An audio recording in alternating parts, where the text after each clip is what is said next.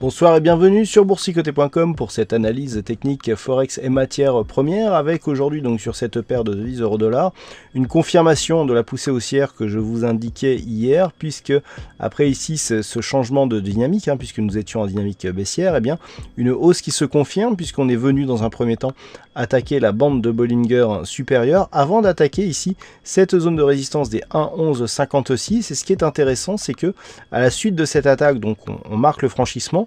On attaque d'une manière assez forte ici la bande de Bollinger supérieure, puisqu'il y a la bougie suivante qui s'inscrit totalement à l'extérieur de cette bande de Bollinger. Et comme souvent dans ce genre de configuration, la réintégration intervient sur la bougie suivante. Alors nous avons, suite au test et au franchissement de cette zone des 1,1156, niveau qui était déjà proposé hier, eh bien un retour sur ce niveau, mais cette fois-ci comme support. On a ici un overlap quasi parfait avec 6 tests, on revient, franchissement, retour. Ici on voit le rebond qui est en train de se faire sur cette bougie. Alors attention toutefois, par rapport justement à la configuration qui a été légèrement excessive, avec cette bougie totalement à l'extérieur des bandes de Bollinger, nous avons le MACD qui change de sens ici avec un stochastique qui est en zone de surachat et qui commence à lancer un signal ici.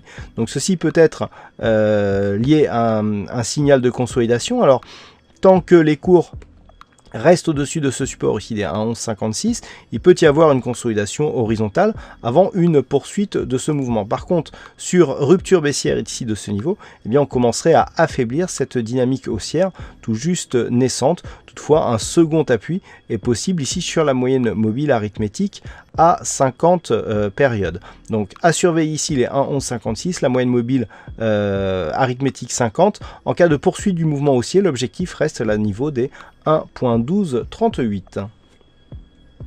Sur le dollar yen, nous confirmons une configuration que je vous présentais hier et qui va nous permettre de repositionner ici des zones horizontales, dans le sens où nous avons une zone de point haut qui est à peu près elle correctement positionnée en fonction ici de cette brusque variation, et nous avons ici cette zone horizontale positionnée à 101.49 qui, on le voit, n'est plus réellement significative.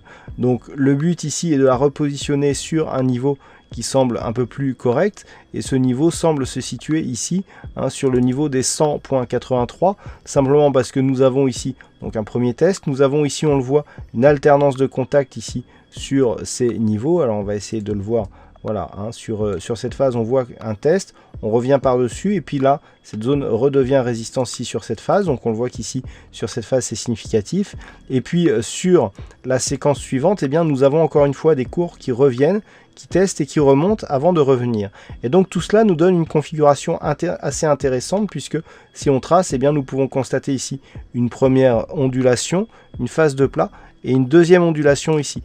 Et bien cette configuration, malgré ici cette phase de plat que nous avons là, et bien c'est une tasse avec anse inversée, et dans le cas d'une cassure ici de cette zone de support que nous pourrons considérer comme une ligne d'eau, eh bien il faudra reporter l'amplitude de cette tasse sur cette ligne d'eau pour valider l'objectif, ce qui nous donne approximativement 5,60 en moins, à savoir 95,20 d'objectif. 95,20, si on s'écarte un petit peu, eh bien ça nous donne un objectif assez éloigné, puisque tout simplement ça correspondrait à un retournement moyen long terme, puisque 95, voilà, 95 ici se situe sous même le prochain support.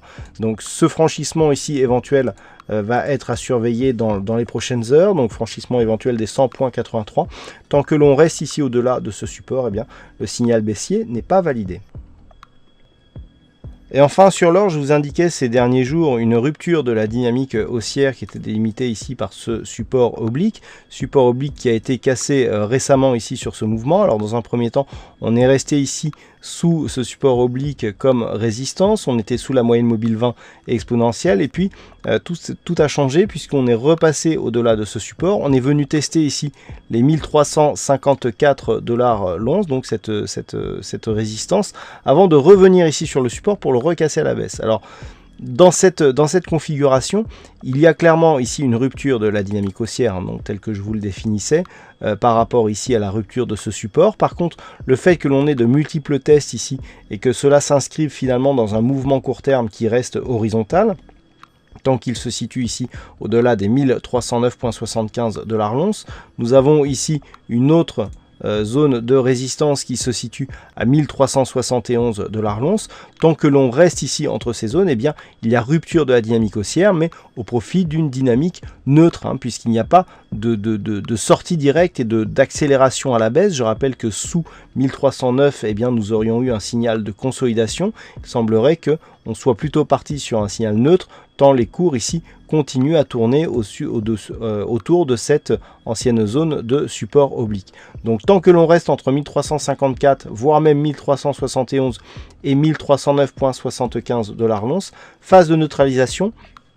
Une consolidation serait signalée sous les 1309,75, alors qu'une cassure haussière ici des 1371,53 eh bien, serait un signal finalement, après une phase de stabilisation, de continuité haussière qui correspond toujours actuellement à la tendance dominante court terme.